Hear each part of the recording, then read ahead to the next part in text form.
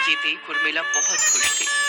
उसकी सबसे बड़ी बहू सुमन, दूसरी बहू नेहा, तीसरी बहू गीता, चौथी बहू अर्चना और पांचवी बहू अलका थी। उर्मिला की पांचों बहुएं दिखने में जितनी खूबसूरत थी, जुबान चलाने में वो उतनी ही तेज थी। दिवाली के सभी त्योहार खत्म हो चुके थे और अब बारी थी छठ पूजा की, जिसे लेकर उर्मिला अपनी बहुओं से कहती है, देखो बहुओं, तुम सब तो जानती हो कि अब मेरी उम्र हो चली है, ऊपर से शरीर पर ढेरों बीमारियां। इसलिए मैं सोच रही थी कि इस साल से छठ पूजा का व्रत तुम लोग रखना शुरू करो। मैं अब इसका उद्यापन कर दूंगी। तो बताओ कौन अब इस व्रत को करेगा? ये सुनकर सभी बहुएं एक दूसरे का मुंह देखने लगती हैं।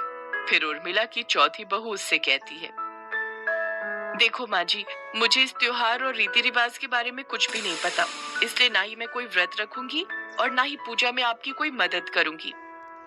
माँ जी, मेरे मायके में भी ये त्योहार नहीं मनाते, इसलिए मुझे भी इसके बारे में कुछ नहीं पता, इसलिए मैं भी ये व्रत नहीं रख सकती।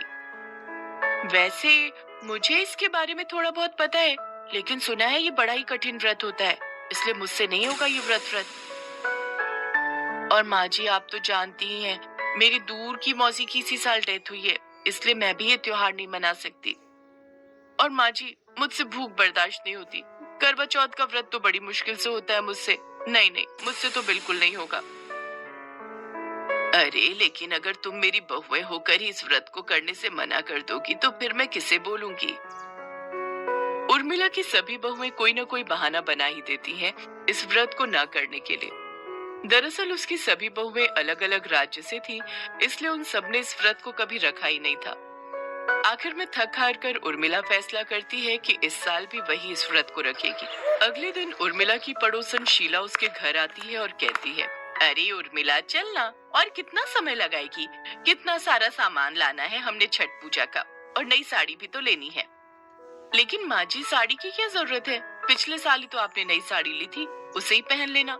और नहीं तो क्या, बेकार का खर्चा है ये सब। अरे उर्मिला, तेरी बहुएं जानती नहीं है क्या इस व्रत में नए कपड़े पहने जाते हैं? इनकी बातों से तो लगता है जैसे इन्हें इसके बारे में कोई जानकारी नहीं है। खैर छोड़, चल उर्मिला, बाहर तेज धूप भी है और बाजार में भीड़ भी बहुत ज्यादा, चल जल्दी चल। उर्मिला और शीला कड़ी धूप में पैदल बाजार चली जाती हैं, जहाँ वो सूप, गन्ने, धूप, चंदन और पूजा का सभी जरूरी सामान लेती हैं। साथ ही अपने लिए साड़ी भी लेती हैं। इन सब में उर्मिला भूखे पेट ही रह जाती है और सारा सामान अकेले ही उठाकर घर पहुंचती है। लेकिन शाम को अचानक उर्मिला की तबीयत बिगड़ जाती है। उसकी पांचों बहुएं उसे अस्पताल लेकर पहुंचती हैं। देखिए, शुगर और बीपी पेशेंट होने के कारण, सारा दिन भूखे रहकर और धूप में चलने के कारण इनकी तबीयत खराब हो गई है, इसलिए इन्हें अभी अस्पताल में ही रखकर ग्लूकोज चढ़ाना पड़ेगा। लेकिन कल तो माँ जी का व्रत है। देखिए, इस उम्र में इनका यूं व्रत रखना